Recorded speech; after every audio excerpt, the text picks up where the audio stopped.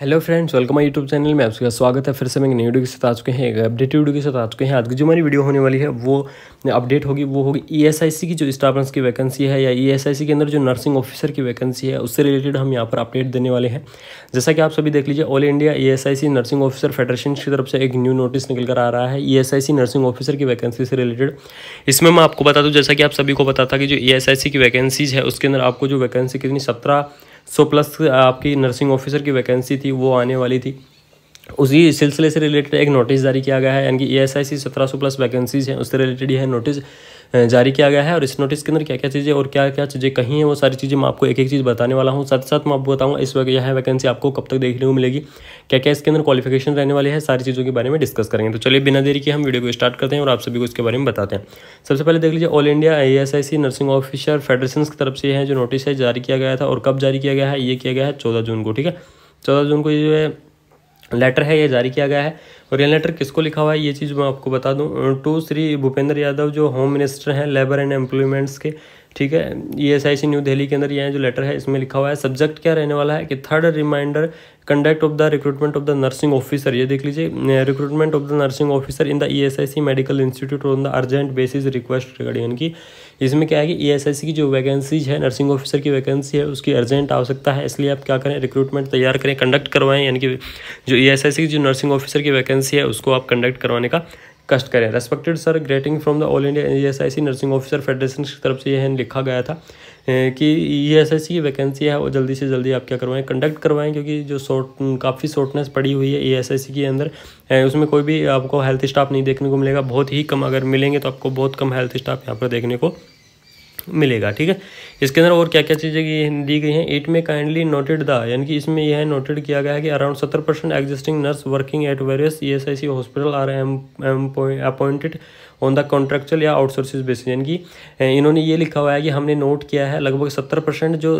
Nurse हैं, यानी कि ईएसआईसी के अंदर जो 70% नर्स हैं वो क्या है, या कॉन्ट्रैक्चुअल और आउटसोर्सिंग बेसिस के आधार पर क्या कर रही हैं, वर्क कर रही हैं, ऐसा उन्होंने फेडरेशन की तरफ से दिया गया है। यानी कि उन्होंने क्या किया होगा, सर्वे की होगी, उन्होंने ये नोटेड किया है टोटली कि 70% जो है वो कंडक्ट कर रही हैं और कॉन्ट्रैक्चुअल बेसिस के ऊपर। ठीक है, the existing vacancy position of the nursing officer ESIC corporation is the alarmly high and the stream of the under failing in already. यानी कि इसमें ये दिया हुआ है कि जो वैकेंसी आप निकाल रहे हो ये परमानेंट वैकेंसी निकालो, क्योंकि आउटसोर्सिंग के आधार पर तो जो 70 से 80% जो नर्सेज हैं वो वर्क कर रही हैं, लेकिन हमें ईएसआईसी की जो वैकेंसीज हैं जो परमानेंट वैकेंसी है उसकी आवश्यकता है। तो आप उनसे निवेदन किया गया है कि ईएसआईसी की वैकेंसी क्या करें, आप निकालो। और उसके अंदर और क्या क्या कहा गया है वो चीज़ें हम आपको बताते हैं।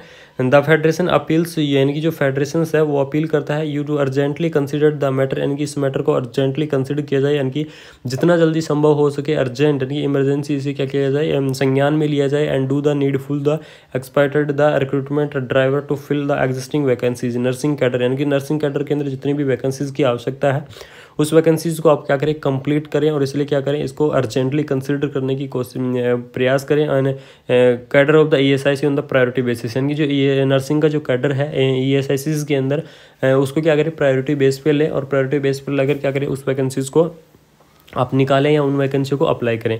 It shall be highly beneficial to the stakeholders, यानी कि यह हाईली बेनिफिशियल्स होगी जो कैंडिडेट स्टेक होल्डर्स हैं उन सभी के लिए। इफ़ यानी यदि all pending recommendations review strength of the nursing cadre, यानी कि अगर मान लीजिए जो पेंडिंग जो रिकमेंडेशंस हैं उनको फुलफिल कर दिया जाता है तो जो स्ट्रेंथ है, यानी कि जो नर्सिंग कैडर की जो स्ट्रेंथ है वो अच्छी हो जाएगी, बहुत ही अच्छी हो जाएगी। और इसलिए इसको क्या करें, जो भी अपकमिंग रिक्रूटमेंट प्रोसेस है इसको क्या करवाएं, कंसीडर करवाने की कोशिश करें। ऐसा क्या फेडरेशन की तरफ से लिखा गया है, ये देख लीजिए यहाँ पर आपको ईएसआईसी फेडरेशन की तरफ से ये चीज़ें आपको लिखी गई थी। और चीज़ें मैं आपको बताऊंगा यह कि कितनी वैकेंसी ईएसआईसी के अंदर आने वाली थी उसके बारे में हम यहाँ पर आपको डिस्कस करने वाले हैं।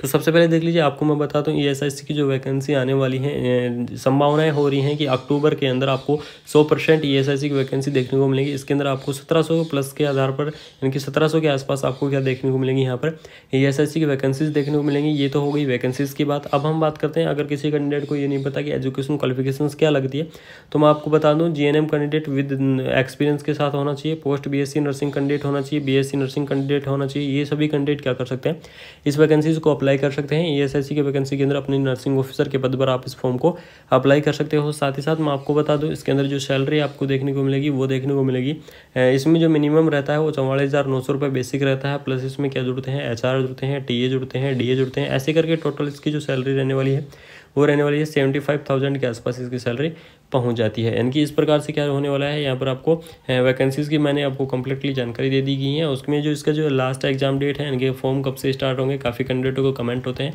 कि फॉर्म कब से स्टार्ट होंगे, तो मैं आप सभी को बता दूँ इस वैकेंसी के जो फॉर्म स्टार्ट होने वाले हैं वो होने वाले हैं अक्टूबर के अंदर, ठीक है। यानी कि अक्टूबर के अंदर ये फॉर्म आपके स्टार्ट होने लग जाएंगे। सितंबर के अंदर नॉर्सेट होगा। आप जैसा कि आप सभी को पता है कि जो ईएसआईसी की वैकेंसी है, नॉर्सेट की वैकेंसी है और डीएसएसबी की वैकेंसी है, ये बहुत ही इंपॉर्टेंट होती है क्योंकि ये बहुत ही महत्वपूर्ण रोल निभाती है नर्सिंग ऑफिसर्स के पद के लिए। तो इसमें यह है, सितंबर के अंदर आपको नॉर्सेट का एग्जाम देखने को मिलेगा और अक्टूबर के अंदर आपको ईएसआईसी की जो वैकेंसीज है उसके पद आपको देखने को मिलेगी। यानी कि जो ईएसआईसी की वैकेंसी की जो एप्लीकेशन फॉर्म है वो अप्लाई करने का ऑप्शन आपको अक्टूबर तक मिल जाएगा।